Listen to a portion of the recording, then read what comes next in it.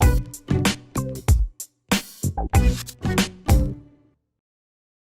everyone, I'm Lillian. And I'm Felipe. We are the Postmodern family. We are Americans living in the UK searching for Great Britain.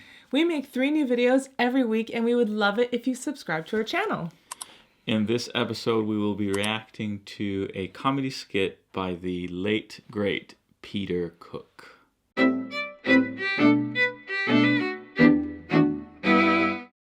Okay, so I don't know much about Peter Cook and his legacy within the comedy world, but from a brief glance through that great pinnacle of knowledge and expertise, Wikipedia, it says that he is known as sparking the boom of British satire in the 60s.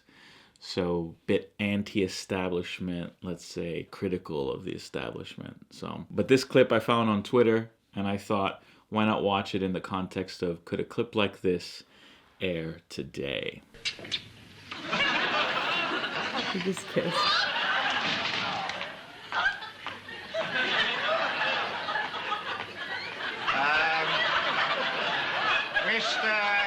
Mr. Spigot. Oh, yes, Spigot by name, Spigot by nature. Good. Thank you very much. Thank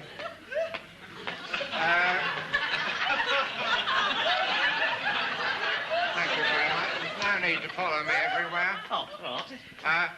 Mr. Spigot, you are auditioning, are you not, for the role of Tarzan? Right. Mr. Spigot, I couldn't help noticing, almost immediately, that you are a one-legged man. You noticed that? When you've been in this business as long as I have, Mr. Spigot, you get to notice these little things almost instinctively. Now, Mr. Spigot, you, a one-legged man, are auditioning for the role of Tarzan. Right. A role traditionally associated with a two-legged artiste. Correct. And yet you, a unidexter, are applying for the role. Right. A role for which 2 legs would seem to be the minimum requirement. Well, Mr. Spigot, need I point out to you in too much detail where your deficiency lies as regards the landing of the role? Yes, I think you should point it out. Need I say with overmuch emphasis that it is in the leg division that you are deficient? The leg division. Yes, you are deficient in the leg division to the tune of 1. Your right leg, I like. I like your right leg. It's a lovely leg for the role. The moment I saw it come in through the door, I said, hello. There's a lovely leg for the role, I said. What a lovely leg for the role. I've got nothing against your right leg. The trouble is, neither of you. So what I wanted to understand is, to me, that has a lot of not explanatory, but you can extrapolate that commentary today, specifically with regard to the BBC's obsession with doing classic drama, Shakespearean, etc., with Black, Indian, etc. actors. And so could you imagine a comedy skit today airing on British TV where instead of talking about you're missing a leg, you're missing the race that the actor should be? No, they wouldn't do that. No? Like, you imagine a black guy coming in and the guy saying, right, you're auditioning for the role of Hamlet. Need I remind you that the minimum requirement... Well, Hamlet would be different because I think he's not necessarily a real figure in life. So then they could attribute just his other aspects to what But Hamlet Tarzan's is. fictional as well. Yeah, that's true. But it's not color in terms of for Tarzan. It doesn't No. I know. It would be more like if it was like Winston Churchill. No, here's a good one. Yeah. Harriet Tubman, played by a white woman. Yes. Well, Okay. that I could see air today. Oh yeah, I could. Because that would But it turns it around because it's like, what about George Washington? Margaret Thatcher, played by a black woman. Yes. Yeah, Okay. or the Queen Elizabeth. So I wonder why this just a eureka moment in this comedian's mind's eye that he had and thought this would be really funny, or was it already happening? That looks like 50s. I don't think so. Was it already happening that people were trying to push for roles? Being more diverse or whatever. Yeah, or... No, I don't think they were pushing it. I think he just thought it was funny. It would be a funny idea. Mm-hmm. Because it is. It's kind of a ridiculous idea if you imagine Tarzan running around the jungle with only one leg. Mm-hmm. But, yeah. But for disability... compare that to someone's skin color is not correct. Mm-hmm. It's not 1 for 1.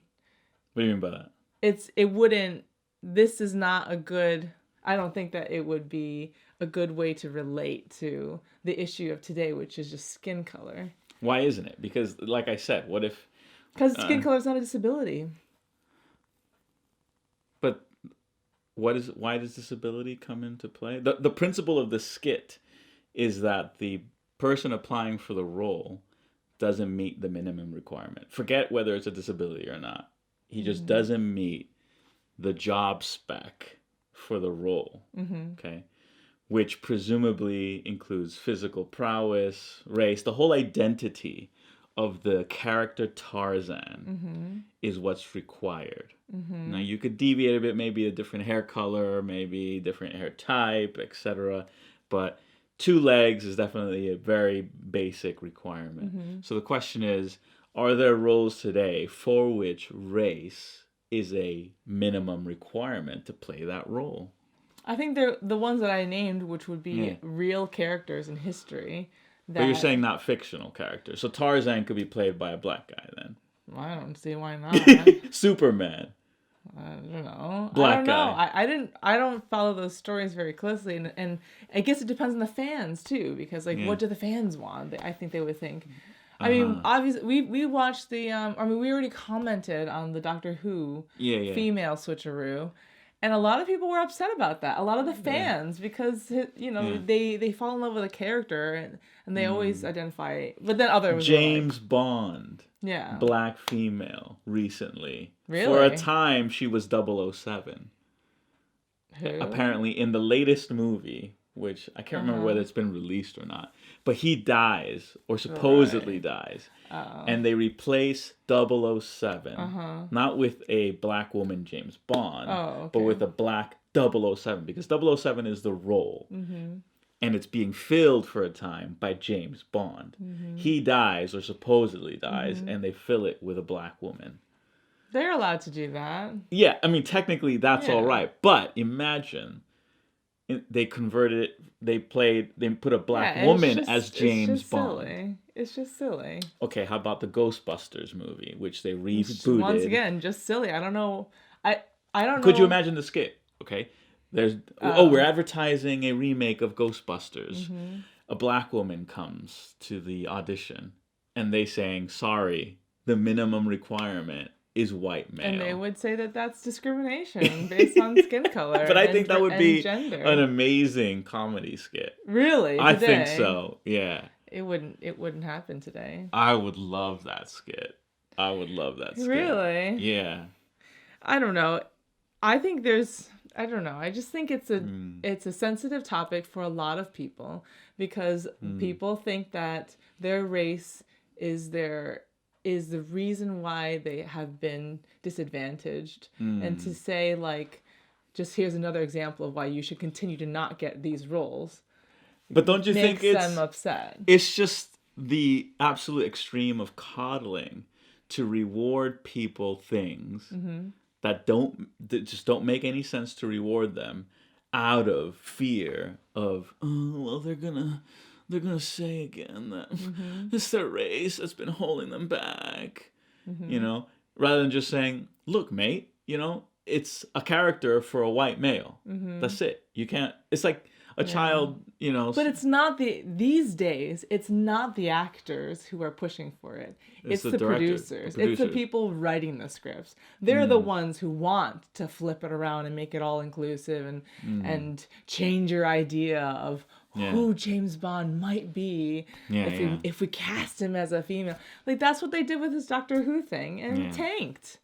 But anyway, shifting back to Peter Cook, what did you think of the comedy skit itself? It kind of reminds me of Borat. What's his name again? Sacha Cohen? Yeah, his face and the hair on his sideburns. I was like, he looks like Sacha Cohen could have played that character. And he's a good one. He's probably very similar in that he's taken satire to like a whole new level in the modern Is what era. Sacha Cohen does satire? I think so, yeah. I'm not sure. You can laugh at me in the comments if that's obvious. Yeah, it's like making ridiculous things that would be realistic, or it pretends to be realistic, but like Ali G, he's pretending to be a journalist, but he's a clown. Yeah. Oh, we love Ali G. There was one video where I said play the clip about the women having squirrel brains, and it wasn't put in there. Yeah, I don't know. Maybe we need to look directly at the screen. No, I think you edited it. I don't think I knew what that clip was. All right. It's the clip where he's interviewing a famous feminist. You need to roll it in this video. And he's interviewing her, and he says that studies have shown that women have the brains the size of a squirrel. Oh, man. But people are just too sensitive. Yes, that is a good complaint. Yeah. People are too sensitive these days. Yeah. If you, like we reacted to the Alistair Stewart retiring because of the Shakespeare quote. Yeah. Like, that guy was too sensitive because it wasn't a direct attack mentioning his skin color or anything. But even if it is, man up and just overcome it. But mental illness, but suicide rates. I know it's a real thing for many people, but we've gotten too sensitive about it where you're not, that's where free speech is getting trampled on because they're worried that somehow you're going to take it to that extent and to that extent, and then you're all of a sudden murdering people. Yeah, it's like causing people to suicide themselves. To shoot up a shop or something.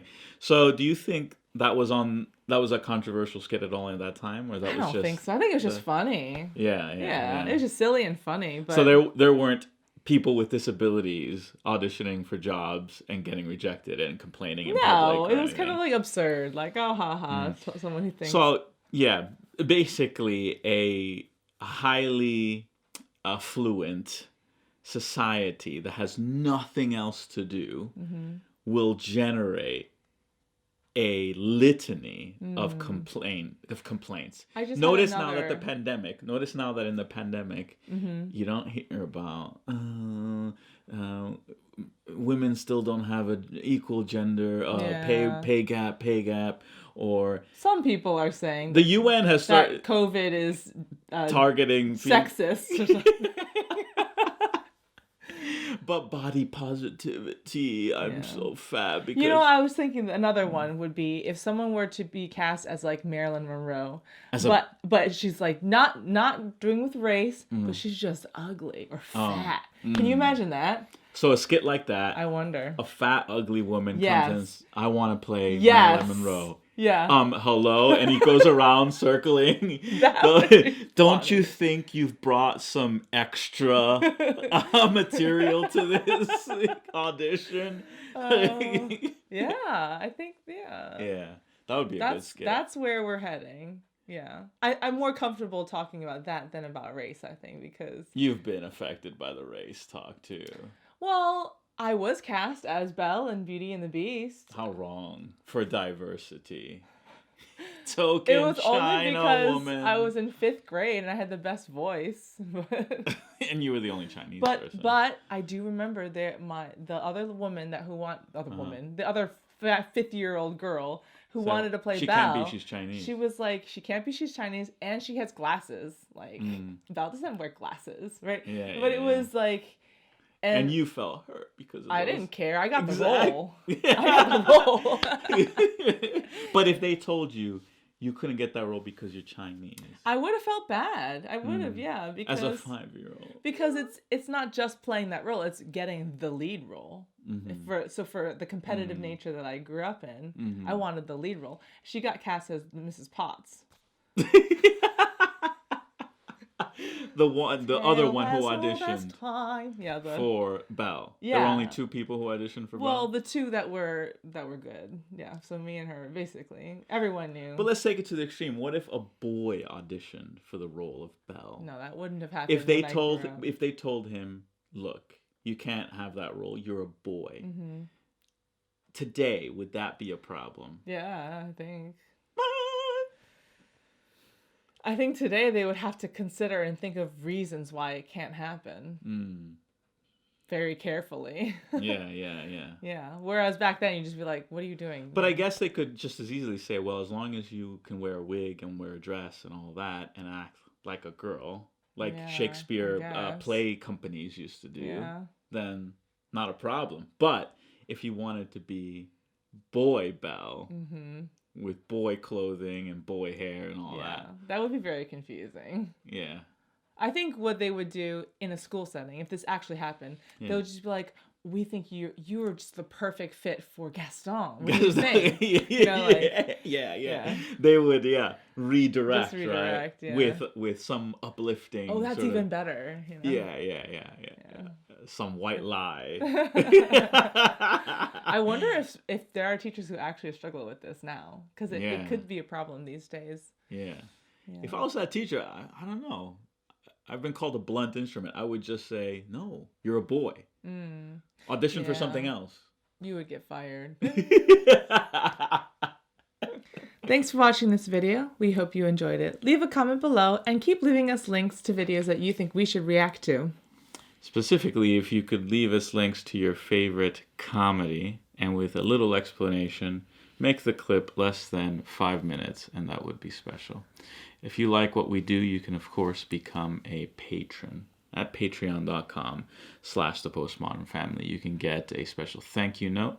You can get dedicated, not one-on-one, but with all the patrons, live sessions, and also you can at a certain band, get one-on-one Zoom sessions with us.